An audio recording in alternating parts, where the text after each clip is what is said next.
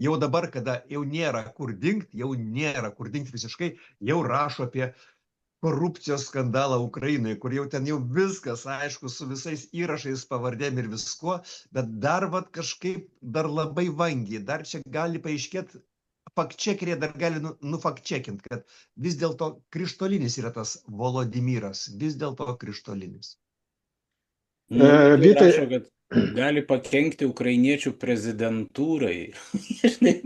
Gali pakenkti prezidentūrai ukrainiečių.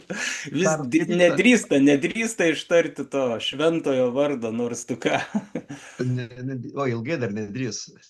Vytautai, minėjai kitas, visas medijų kampanijas. Taip, LRT yra pas mus vienintelis visuomeninis transliuotojas, 100% iš biudžeto išlaikomas, bet visos tos LNK, TV3 ir Delfi ir Lietuvos rytai, jie visi gauna didžiulės dotacijas iš valstybinių įstaigų, iš ministerijų. Tai jie irgi yra pamaitinti tais valdiškais pinigais, kad kalbėtų tai, ką reikia.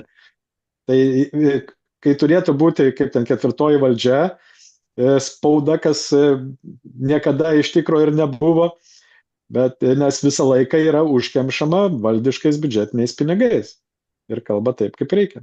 Bet įsivaizduok, užtenka vieno žmogaus, būtų išrinktas rimtas prezidentas, žmogus su stubaru. Kai jam ta Uršulė sako, jis pasakytų, eik tu į jogos kursus. Porą kartų pasakytų, eik į jogos kursus ir viskas. Ir baigtųsi. Ir nueitų. Ir nueitų tas jogos kursus ir atstotų. Ir dabar visi žino, kad Orbano tu nepastumsi. Nepastumsi. Vienokią baudą, kitokią jam užkrauna, o jam iki lemputės. Jis žmogus turi savo kursą. Tad užtenka vieno tokio žmogaus ir sutvarkytų ir tas visas LRT, ir ten tas visas LNK. Sakytų, kas čia per dabar dotacijos kažkokiam privačioms dėl ko? Kad gražiai apdainuotų jūsų kvailystės, visas jūsų nemokšišką valdymą. Nes, irgi dabar skandaliukštis su e-sveikata, čia pasityčiojimas iš tų medikų toks, ir čia ne pirmą kartą visi stringa ten tas visos sistemos, tai čia yra pravalas. Ir dabar, bet apie tai kažkaip labai tyliai išneka. Tai vieno žmogaus užtektų, aišku, pas mus yra parlamentinė valstybė, čia dar turėtų būti Seimas toks pusė velnio, bet kada būtų rimtas lyderis, jisai duotų kelią ir net tokie tas amorfinis plastilinas kaip socdemai truputėlį, jie taip krūpteltų ir sujudėtų, pagalvotų, kad čia gal kažkas truputėlį ne taip, gal čia mes ne taip čia dalyvaujam toje valdžioje. Tai ir vienas žmogus, o dabar tas toksai nesavarankiškumas, tos baimės, tas mūsų Dianos vyras vargšas jau net persikreipė, tas jo veidelis, pražilo žmogus nuo tų įtampų, bet ir dar labiau nenori tų įtampų.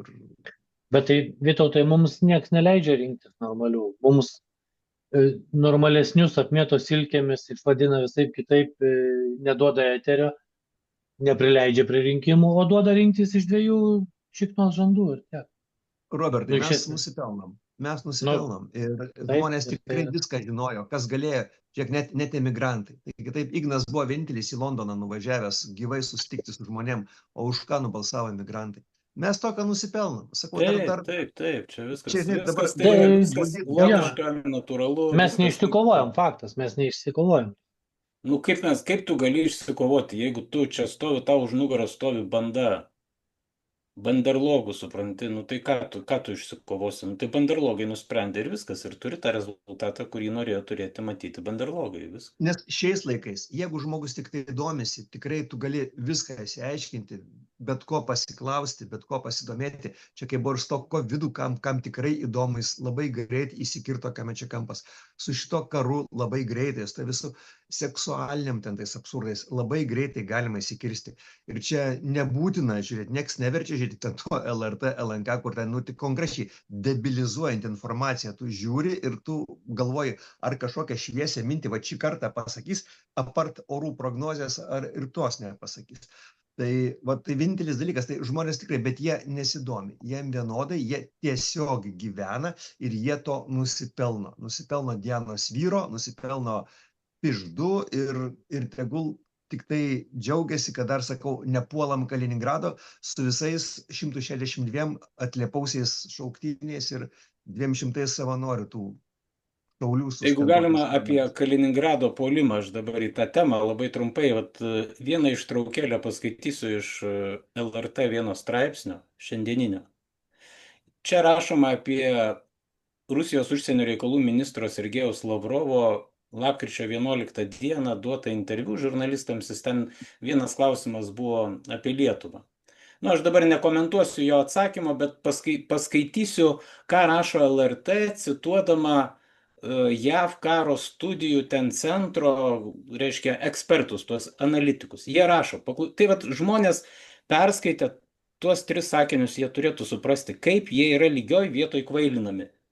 Šie Lavrovo pareiškimai yra nuosekli Kremliaus pastangų dalis, kuriomis siekiama informacinėme lauke sudaryti sąlygas galimai ateities atakai prieš vieną ar kelias Baltijos valstybės. Todėl tai laikoma Rusijos nulinės fazės operacijų dalimi, kuriomis ruošiamasi galimam būsimam karui su NATO. JAV karo studijų centras kol kas nepastebi jokių tiesioginių Rusijos pasirengimo ženklų artimai atakai prieš NATO šalis, o nulinės fazės sąlygų kūrimas gali trukti daugelį metų. Be to, čia vyšnaitė ant torto, be to, Kremlius gali nuspręsti ir nepulti, net ir sudaręs tam sąlygas. Jūs įsivaizduojat, kokie yra mūsų ekspertai ir čia rimtai cituoja, čia nulinė fazė, čia ruošiamasi pulti, čia tuoj bus galima ataka, bet gali Kremlius ir nepulti. Jums ir ekspertų yra išvada. Tai ekspertai čia vienas lygis, o ta IQ šiandien 9 žiniasklaida antras lygis, kad tuos dalykus transliuoja. O trečias laiptelis, tai yra skaitytojai, kurie tuo tiki. Ir žinai, dalis galbūt suklaidintų, kur galvoja, kad gyvas Brazauskas čia socdemų rinkėjai. Jie galbūt dalis tuo tiki, nerimauja, geria uspakajonsus, bet tiems, kuriems nėra ką prarasti, Šimonytės rinkėjams, tai tokiai nelaimingiausiai Lietuvos daliai, tai jiems čia džiaugsmas. Jiems tik džiaugsmas, kad jie gali kažko toliau savo ramiai nekęsti, jiems duotas objektas nekęsti, neapykantai, nes tu negali nekęsti savo ten geriančio tėvo ar šeimą palikusio tėvo.